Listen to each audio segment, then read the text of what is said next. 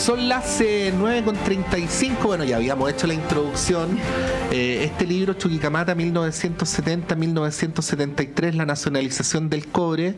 Como que vamos de lo general a lo particular, ¿eh? Hay todo un proceso de transformaciones que empieza en la década del 60, que tiene este final abrupto con el que empieza el libro, además que es el de la mañana del 11 de septiembre del 73, pero dentro del cual está la chilenización del cobre primero, la nacionalización del cobre después, el rol de Codelco, y además específicamente está Chuquicamata, ¿no? Sobre esta materia escribió esta larga y muy interesante investigación Pascal Bonifá, a quien saludamos a esta hora de la mañana. Pascal, bienvenida, muchas gracias por estar acá. Muchas gracias, Patricio. Sí, bueno, parto preguntándote por qué concentrarse específicamente aquí. O sea, ¿cuál es la particularidad de Chuquicamata? Porque voy a decir algo como adelantando el libro. Obviamente, cuando uno está leyendo la historia de Chuquicamata, está leyendo historias mucho más generales, ¿no? O sea, Chuquicamata simbólicamente es importante, una gran mina a rajo abierto, era una de la gran mina en Chile. Pero fue también una elección bien práctica que tuvo que ver con acceso a entrevistados, pero principalmente acceso a un semanario que había, que se llamaba Oasis, que está todo en la Biblioteca Nacional, y eso me permitió dar un vistazo semana a semana a lo que estaba pasando dentro de Chuquicamata. Ya, pero por ejemplo, tú has escrito libros sobre el Estadio Nacional, claro. O sea, uno puede elegir muchas maneras de escribir sobre el tema en general, dices tú, claro, no, yo pensaba hacer una pasada por la nacionalización del cobre o del cobre, la propiedad del cobre, lo que había pasado del cobre desde los años 60 hasta incluso la concertación, la actualidad. Bien ambicioso, o sea, estaría varios años más, pero después lo centré en esta época porque es la época más turbulenta, más épica, más decidora. Bueno, yo pensé que tu pregunta era por qué aterrizarlo en Chuquicamata, porque además quería también centrarlo en cómo se vivió, ¿me entiendes? Con personas, con nombre y apellido, carne y hueso, y los problemas que tuvieron y cómo lo vivieron, qué sintieron, las cosas que se hicieron también, porque no es solo una historia macro, también es una historia micro, ¿no? O sea, el enclave tuvo cambios, los mineros tuvieron cambios, hay procesos que fracasaron también, ensayos de participación de trabajadores que fracasaron, la actitud de los sindicatos no fue la esperada, entonces es parte de la historia de Chile que realmente se desconoce. Sí. A ver, hay varias aristas. Una importante a propósito de las personas es que hubo muchos jóvenes, podríamos decir, cuadros técnicos, gente con una formación que podía permitir ejercer los liderazgos respectivos para hacer la transformación de Chuquicamata, en un contexto donde había muchas preguntas respecto a cuál era un modelo posible de construcción de socialismo a la chilena, ¿no? Donde además el tema del cobre jugaba un rol estratégico clave en la consideración de la época. Hablemos de esas subjetividades, porque por mencionar solo algunos nombres de los que han tenido mayor conocimiento con el paso de las décadas, podríamos nombrar a David Silverman, a Carlos Berger, cuyas historias también tú desarrollas en el libro. Hablemos de esa pulsión, ¿no? De esas personas que es lo que las embargaba a la hora de asumir este tipo de desafíos, de ir a Chuquicamata y de liderar en distintos planos la tarea que se llevó a cabo ahí durante esos años. Bueno, Chuqui y las otras minas también. Sí, claro. Ahora, ellos fueron, Carlos Berger estuvo un mes o menos. Haroldo Cabrera, socialista, que fue el gerente de Finanzas y Administración, que fue terriblemente torturado, su esposa también. Toda esa generación joven no era solamente que ellos se motivaron, sino fueron designados, tanto por cuoteo político, pero también por sus capacidades, porque eran ingenieros, venían trabajando temas laborales, económicos, especialmente Haroldo Cabrera y David Silverman, con la CUT y en escuelas sindicales, y perdón.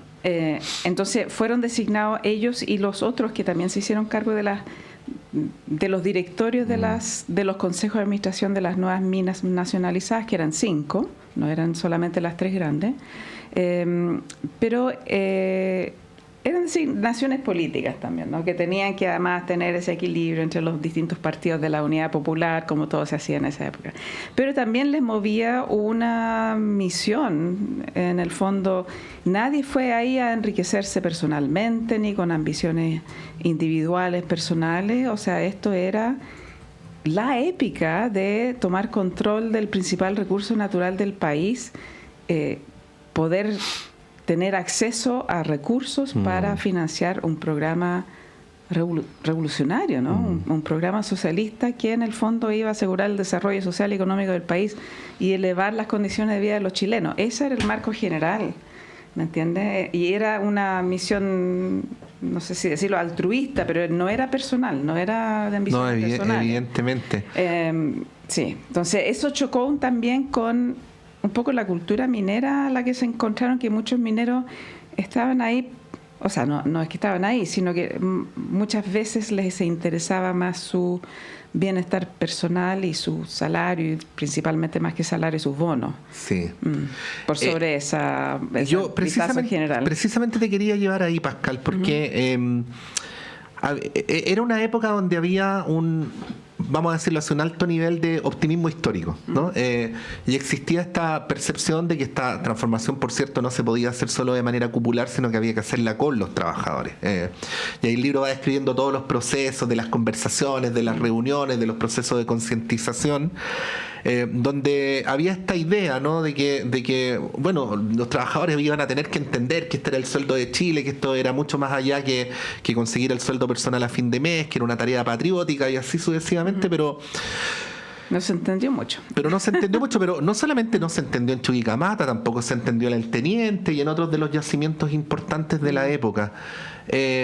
Uno lo puede mirar con más claridad 51 años después o 55 años después. No hay una pregunta. Te quería plantear el tema nomás para que tú lo desarrolles libremente. Sí, hubo un choque y yo no sé si, o sea, no se puede hablar de los trabajadores, sino tal vez la cultura minera que venía de décadas de una cultura muy gringa, en que había una tradición de negociación permanente, de paros y huelgas a cambio de más bonos y más bonos y más beneficios, y estaban acostumbrados a ese tipo de negociación. Entonces, que venga un gobierno y diga, no les vamos a quitar nada, pero, por ejemplo, ahora ya trabajen por incentivos de producción, produzcan más porque el país necesita que produzcan más, y ahí recién pueden elevar sus remuneraciones como...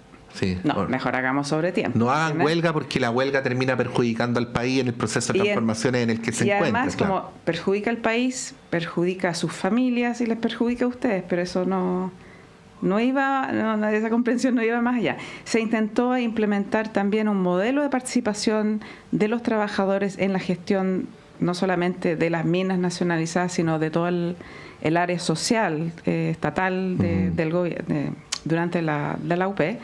Y eso fracasó rotundamente también porque, o sea, los que estaban alineados eran más políticos dentro de la UP en las minas, lo acataron bien, pero los demás, por ejemplo, los dirigentes sindicales o los más sindicalizados, todo el mundo estaba obligado a sindicalizarse en las minas, pero los más activos sindicalmente se negaron porque sentían que esa participación que tenía que ver con la gestión iba a socavar su poder como sindicato, y los sindicatos eran absolutamente controlados por los partidos.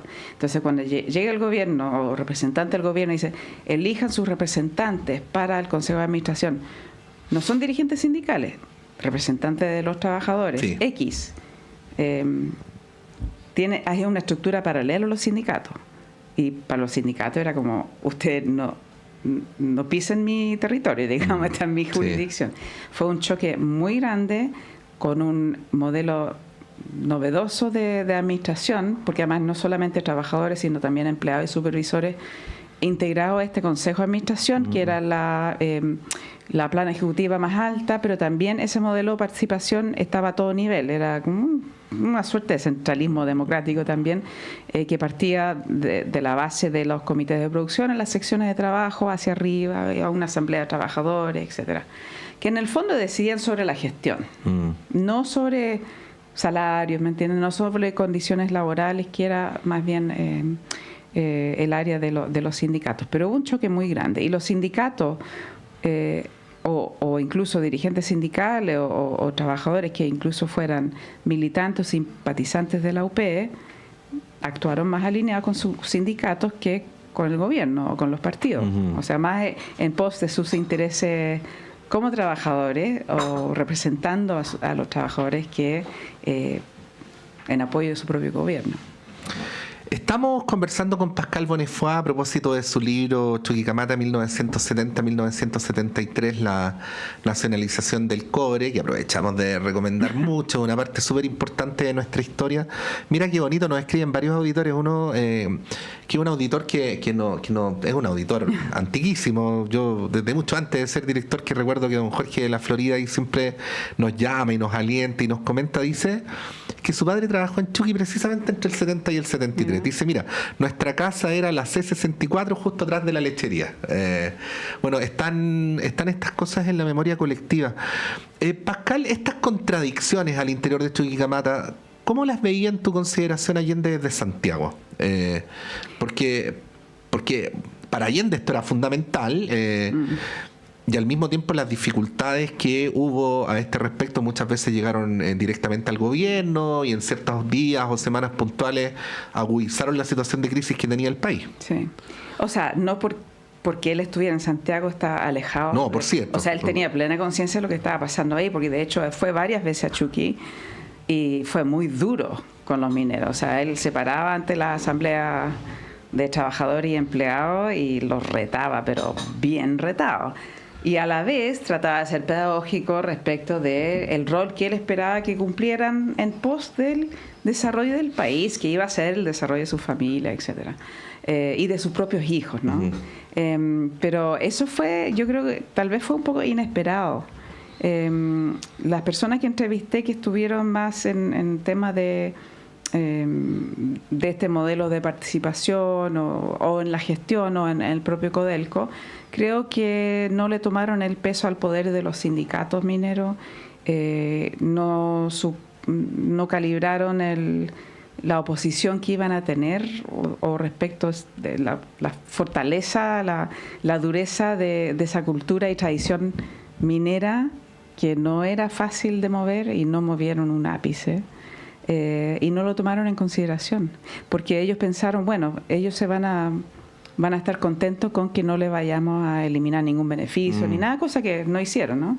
Pero no era suficiente, o sea, fue muy difícil moverlos y no los movieron, o sea, culturalmente no los movieron. De hecho, simbólicamente, después de la UP, porque es un enclave muy, o sea, una cosa es la mina, otra cosa es la comunidad, como decía el auditor que vivía detrás de la lechería. No todo el mundo sabe que Chuquicamata es un pueblito minero, un enclave minero al lado de la mina, muy extremadamente segregado, y al sector americano, que era el sector más alto, digamos, donde vivían los ejecutivos, supervisores, ganaban hasta el gobierno de Allende en dólares, y había barreras barreras físicas con guardias, ¿no? Esas barreras se bajaron, pero los trabajadores no iban para allá. Igual no iban. Algunos iban porque además había poco transporte y había que subir, entonces era difícil caminar. Pero no iban porque y tampoco iban a los clubes de los otros. Había club de obreros, club de empleados, club de el Chilex Club, que era del Rolá, y tampoco se mezclaban. O sea, fue muy difícil romper eso culturalmente. Y yo creo que eso no lo tomaron, o no le tomaron el peso, lo desconocieron. Porque todo esto se pensó en Santiago también. Pascal, leyendo el libro, me quedé con un pensamiento que quería compartirlo contigo para saber cómo lo ves. Es raro el tema del cobre, de Chuquicamata en particular, pero del cobre en general, porque fíjate que siendo probablemente la política más audaz de todas las que implementó la Unidad Popular, porque implementó varias, fue una de las que generó menos controversia. O sea, la reforma agraria generó tensiones que de alguna manera indirecta se acumulan hasta el día de hoy. La Escuela Nacional Unificada, las protestas ahí en el centro de Santiago. Pero la nacionalización del cobre sin indemnización fue aprobada unánimemente por el Congreso Nacional. No, la indemnización no fue... Perdón, pero la nacionalización fue aprobada por unanimidad, ¿no? De los que asistieron al Congreso Pleno. Está bien. Pero claro, podrían haber ido y votar en contra y no lo hicieron, ¿no? Y luego la dictadura tampoco desarmó del todo esto, o sea, avanzó en otros ámbitos en la privatización, pero no necesariamente en el tema del cobre, hasta el punto tal de que es un análisis legítimo si los gobiernos de la Concertación no avanzaron más en eso que lo que había avanzado la dictadura. Te quería preguntar por eso, ¿no? Sobre por qué todo esto, a pesar de que termina como empieza el libro, la dictadura no lo desarma, pero te agrego otro dato que quizás pueda ayudar como para la reflexión. Es desde el mismo mundo de los trabajadores del cobre que tú describías con todas las contradicciones, donde 10 años después surge el primer atisbo de resistencia como más contundente a la dictadura. Claro, ¿no? sí. Sí. ¿Qué dirías sobre estas paradojas aparentes? Sí. Bueno, un dato sobre esto también, que a esa altura la democracia cristiana estaba en la oposición a la dictadura, porque durante la UP, al menos los sindicatos de Chuquicamata y el teniente estaba dominado por la ADC, que era la oposición. En Chuqui era la ADC más la derecha, y Usopo, que era un partido muy pequeño de izquierda, pero que en el norte tenía fuerza, que actuaron como oposición también, a pesar de ser de izquierda. Bueno, pero punto aparte. Yo creo que primero había una corriente nacionalista en las Fuerzas Armadas y en parte de la derecha en esa época,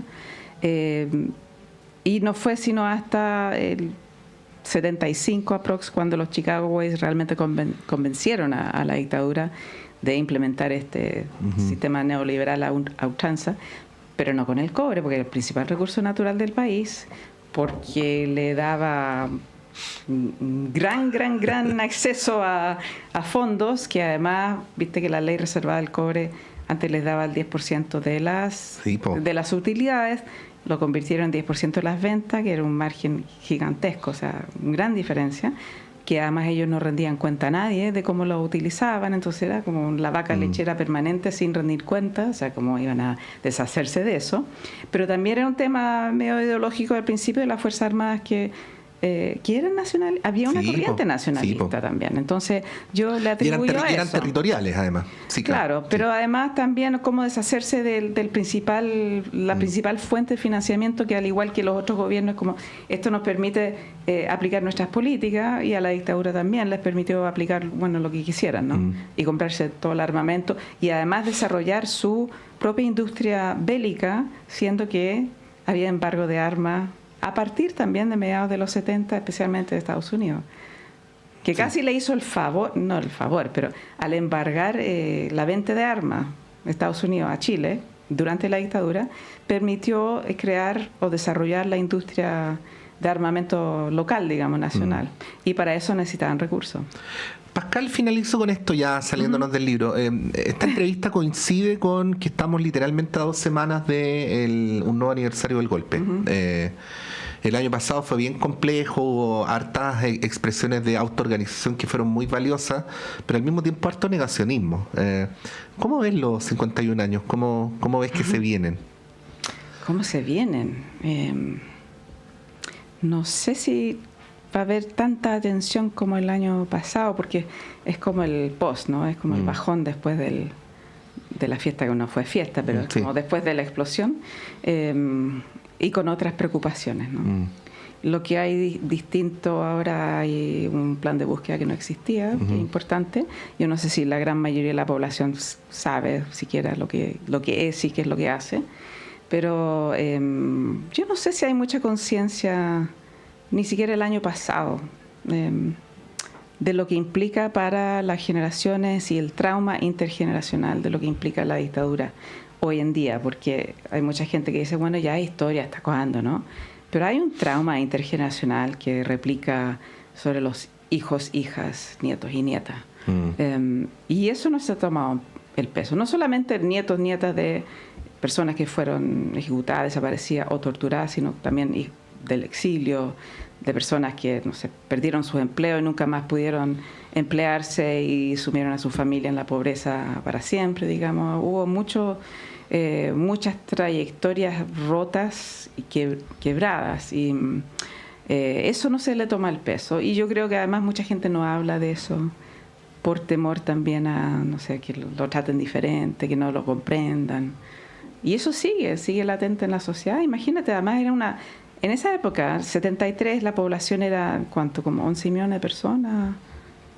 Y si estamos hablando de más de 3.000 personas muertas o desaparecidas, es un buen porcentaje. O 50.000 o 45.000 personas, no, Pascal, torturadas. Eso es lo que más me asombra. Yo creo que también te ha pasado con nuestros estudiantes de la Chile, que son chicos que nacieron, ¿qué? Después del año 2000. 30 años después del golpe. Sí. y es muy importante para su subjetividad actual, ¿no? Ese poema de Redolés que dice, y cuando despertó en 1973 todavía estaba ahí, ¿no? Déjame decir una cosa más también. Sí. Este libro, comienza con el día del golpe en la mina y termina con el golpe en la comunidad y con la caravana de la muerte. Así Porque es. lo que, yo tampoco había hecho la conexión, es que las víctimas de la caravana de la muerte en Calama no eran dirigentes sociales, políticos o sindicales de Calama, como yo supuse, sino eran vinculados a la minería, a Chuqui, a ENAEX, que era la empresa nacional de explosivos, que fue la DuPont nacionalizada también durante la OP. Y eran víctimas bien, pero escogidas de este proceso. Esas eran las víctimas. Entonces fue muy dirigida también a este proceso en particular. Bueno, se nos pasó un poquito el tiempo, pero sabrán perdonar. Gracias Pascal Bonnefoy por haber venido esta mañana. Muchas gracias a ti. Nos vamos rapidito porque ya viene Antonella Esteves con el semáforo. Que estén súper bien.